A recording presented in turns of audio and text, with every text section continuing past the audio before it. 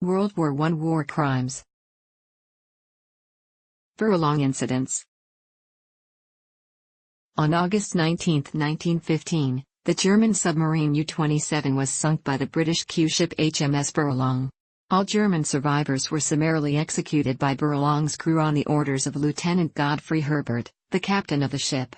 The shooting was reported to the media by American citizens who were on board the Nicosia, a British freighter loaded with war supplies, which was stopped by U-27 just minutes before the incident. On 24 September, Baralong destroyed U-41, which was in the process of sinking the cargo ship Urbino. According to Carl Getz, the submarine's commander, Baralong continued to fly the U.S. flag after firing on U-41 and then rammed the lifeboat, carrying the German survivors, sinking it. Torpedoing of HMHS Llandovery Castle. The Canadian hospital ship HMHS Llandovery Castle was torpedoed by the German submarine SMU-86 on June 27, 1918 in violation of international law. Only 24 of the 258 medical personnel, patients, and crew survived. Survivors reported that the U-boat surfaced and ran down the lifeboats, machine gunning survivors in the water. The U-boat captain, Helmut Patzig, was charged with war crimes in Germany following the war, but escaped prosecution by going to the Free City of Danzig, beyond the jurisdiction of German courts. Blockade of Germany. After the war, the German government claimed that approximately 763,000 German civilians died from starvation and disease during the war because of the Allied blockade. Germany protested that the Allies had used starvation as a weapon of war.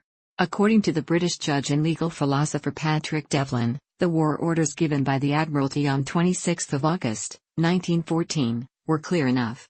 All food consigned to Germany through neutral ports was to be captured and all food consigned to Rotterdam was to be presumed consigned to Germany. The British were determined on the starvation policy, whether or not it was lawful. Chemical weapons in warfare.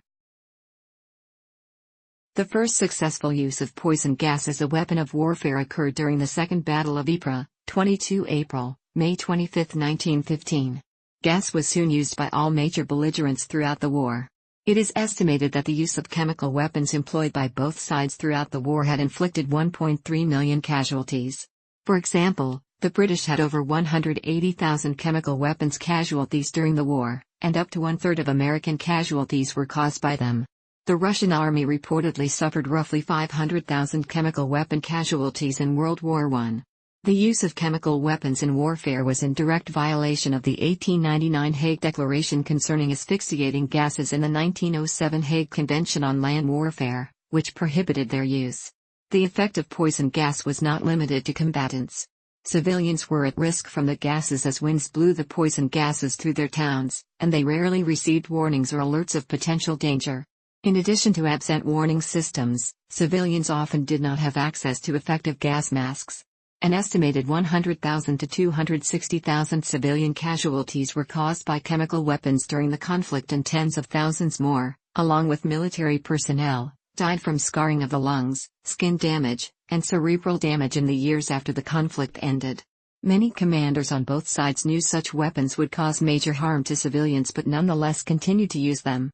British Field Marshal Sir Douglas Haig wrote in his diary, "My officers and I were aware that such weapons would cause harm to women and children living in nearby towns, as strong winds were common in the battlefront. However, because the weapon was to be directed against the enemy, none of us were overly concerned at all." Genocide and ethnic cleansing. Ottoman Empire. The ethnic cleansing of the Ottoman Empire's Armenian population, including mass deportations and executions, during the final years of the Ottoman Empire is considered genocide. The Ottomans carried out organized and systematic massacres of the Armenian population at the beginning of the war and portrayed deliberately provoked acts of Armenian resistance as rebellions to justify further extermination. In early 1915, a number of Armenians volunteered to join the Russian forces and the Ottoman government used this as a pretext to issue the Texer Law on deportation, which authorized the deportation of Armenians from the empire's eastern provinces to Syria between 1915 and 1918. The Armenians were intentionally marched to death and a number were attacked by Ottoman brigands.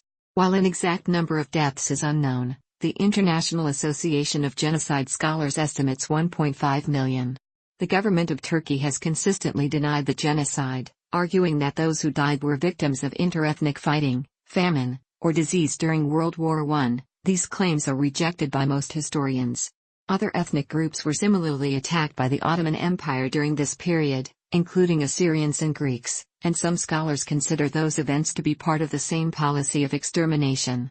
At least 250,000 Assyrian Christians, about half of the population, and 350,000 to 750,000 Anatolian and Pontic Greeks were killed between 1915 and 1922. Russian Empire. Many pogroms accompanied the Russian Revolution of 1917 and the ensuing Russian Civil War. 60,000 to 200,000 civilian Jews were killed in the atrocities throughout the former Russian Empire, mostly within the Pale of Settlement in present-day Ukraine. Rape of Belgium.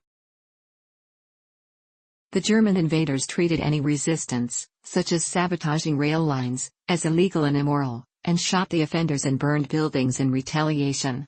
In addition, they tended to suspect that most civilians were potential Francs-Tireurs, guerrillas, and, accordingly, took and sometimes killed hostages from among the civilian population.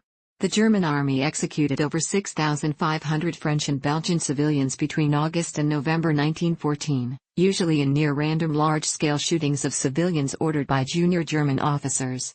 The German army destroyed 15,000 to 20,000 buildings, most famously the University Library at Louvain, and generated a wave of refugees of over 1 million people. Over half the German regiments in Belgium were involved in major incidents. Thousands of workers were shipped to Germany to work in factories.